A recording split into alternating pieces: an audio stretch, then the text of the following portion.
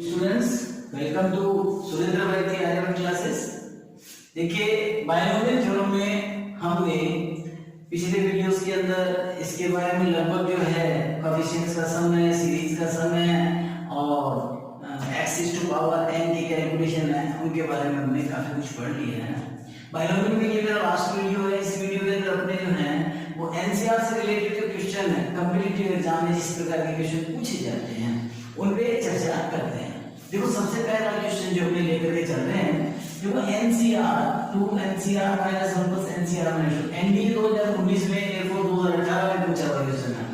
इसे हम किस तरह से डायरेक्टली सॉल्व कर सकते हैं, इसके बारे में हमें थोड़ा सा अगर जानकारी होती है तो हम बड़ी आसानी से कर सकते हैं। देखो, इसका सॉल्यूशन जब हम निकालेंगे तो इसका सॉल्यूशन करने के लिए यहाँ को हम इसके दो भाग कर लेते हैं। क्यों कर लेते हैं, इसका रीजन है। देखो, अपने पहले इसकी थोड़ी सी थ्योरी क्लियर कर लेते हैं, क्या है ना, ताकि आपको चीज समझ में आ जाए कि ये है क्या। अपने पास में एक फॉर्मूला होता है NCR plus NCR minus 1 is equal to n plus 1 CR। यानी कि यहाँ NCR है, NCR माइनस 1, यानी n तो दोनों में सेम है। यहाँ R बड़ा, ये R माइनस 1 से छोटे वाला, जस्ट छोटे वाला कोई भी अपने पास क्या होगा, नेचुरल नंबर होगा। इन दोनों में जब जोड़ किया जाता है तो इसका रिजल्ट जो है उसमें n जो है वो 1 प्लस हो जाता है, बड़े वाला ले लिया जाता है। आज जो क्या लिया जाता है, बड़े वाला ले लिया जाता है। ये हमारे इसका नियम है, ये फॉर्मूला है, ये हमें लर्न करना चाहिए, ठीक है ना।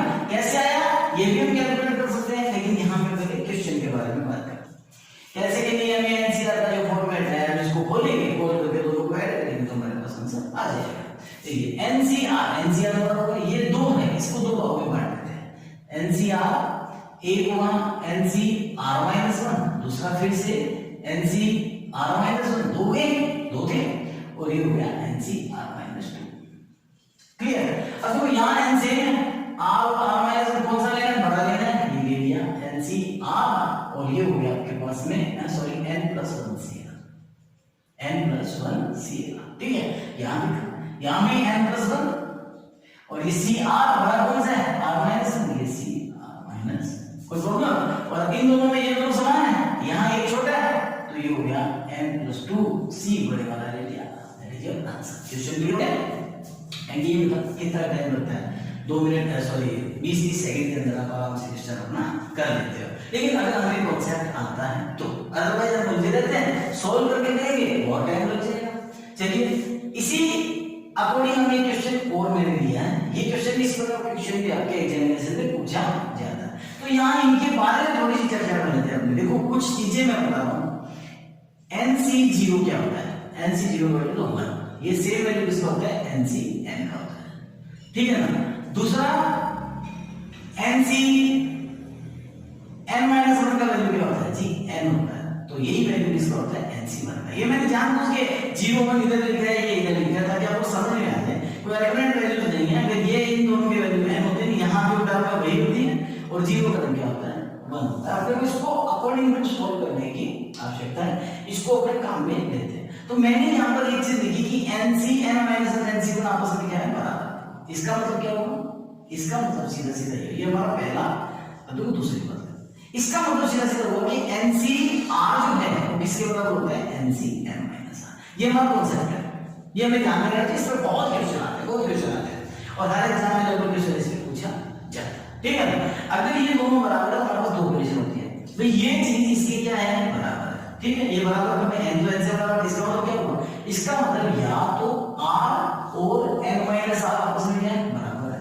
इसका मतलब क्या होगा कि अगर मैं इसको x लिखूं और इसको क्या लिखूं, y लिखूं, तो मैं कह सकता हूं कि x और y आपस में क्या है, बराबर। एक कंडीशन होगी, है ना।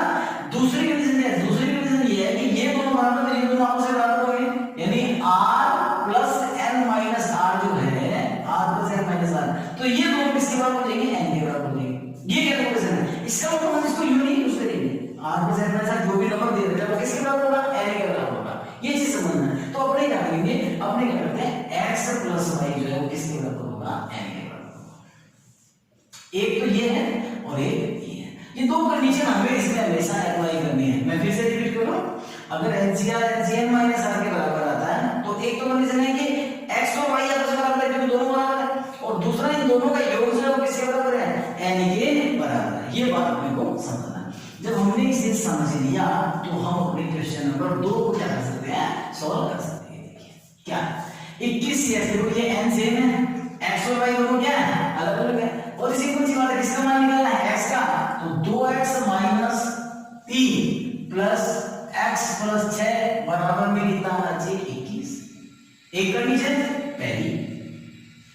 दूसरी कंडीशन क्या थी, कि 2x माइनस 3 बराबर होना चाहिए इसके x प्लस 6। दो कंडीशन है, एक तो ये है और एक है ये, ठीक है। अब जब मैं इस कंडीशन से निकालता हूं तो मेरे पास आंसर क्या आता है, देखिए 2 और 3, मेरे पास आ गया 3x बराबर में 21, 6 में से 3 गया 3 उधर जाएंगे माइनस 18, x का मान कितना आ गया 6।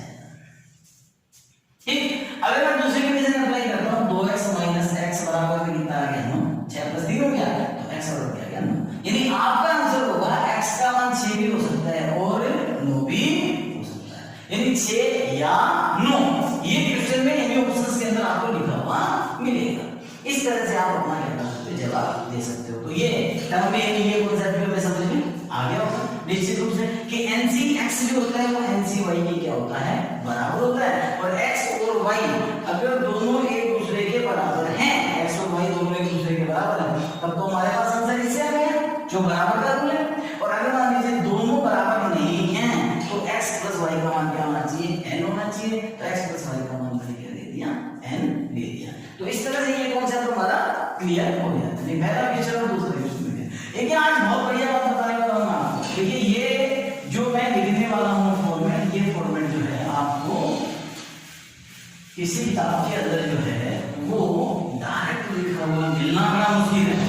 हो सकता है कुछ किताबों में लिखा हुआ हो, लेकिन बड़ा मुश्किल है इस चीज को जरा समझने की आवश्यकता है। देखो हमें क्वेश्चन दिया गया है, देखिए ये क्वेश्चन तो मैंने पहले आपको फॉर्मेट बताया, उसी पे चलो पहले इसे सॉल्व करते हैं। जो मैंने ऊपर पहला फॉर्मेट लिखा था उसी पे देखिए आप चेक करेंगे, क्वेश्चन को देखते ही कांसेप्ट माइंड में आना चाहिए। क्या हुआ, NCN माइनस r, ये देखिए ये दो, इन दोनों को जोड़ा तो हमारे पास कितना है, देखो मैं क्वेश्चन को ले लेता हूं। क्वेश्चन 3 है, ये आ गया 27C 11, ये आ गया 26C 10, ये 25C 9, ये 25C 8 बराबर कुछ है, इन दोनों को जोड़ा हो गया 26C 10।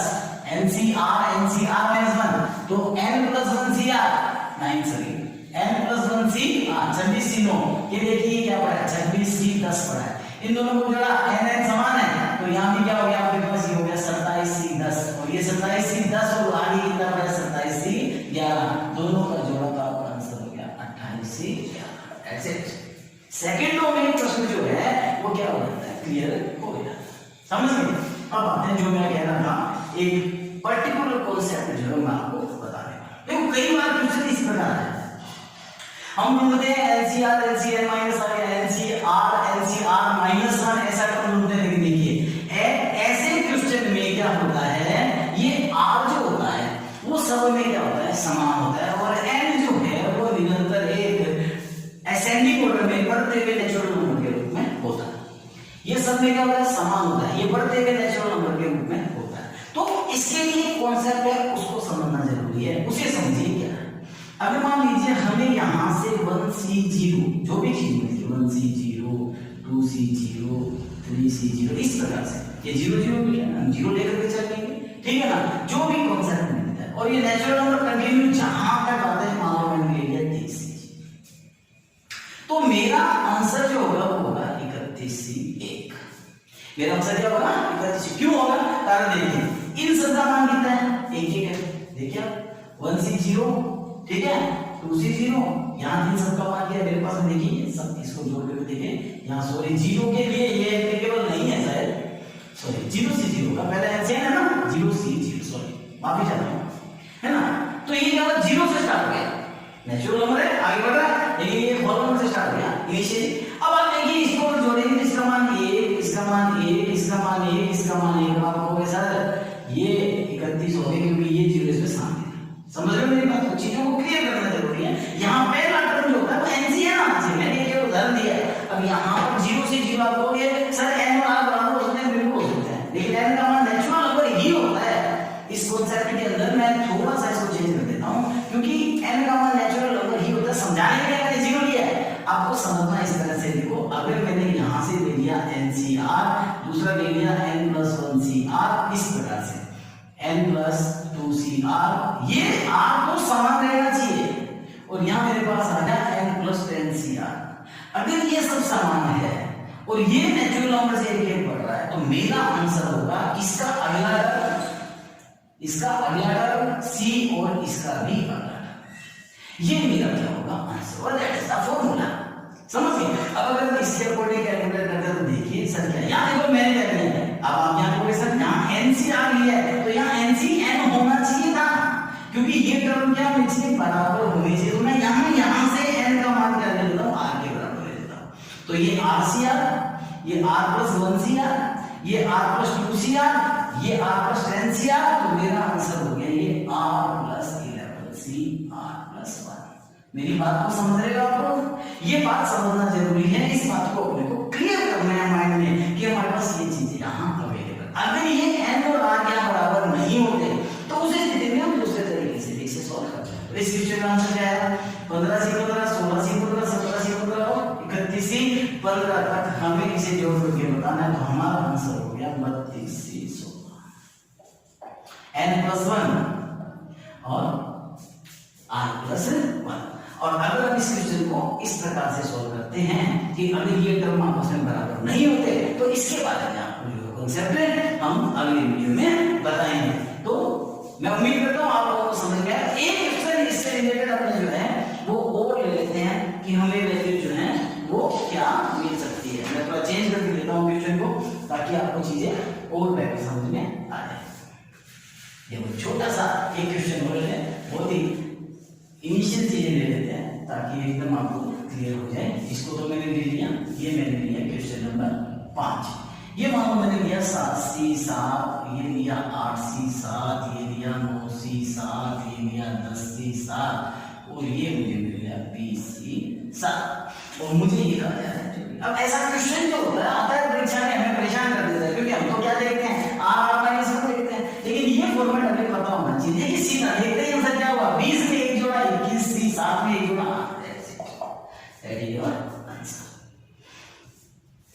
आप लोगों को वीडियो अच्छा लगा, आप लोग उसे लाइक करें, उसे शेयर करें, ज्यादा से ज्यादा अपने दोस्तों में इसे जो है शेयर करें, और जिससे कि उनको भी इसका फायदा मिल सके। Thank you.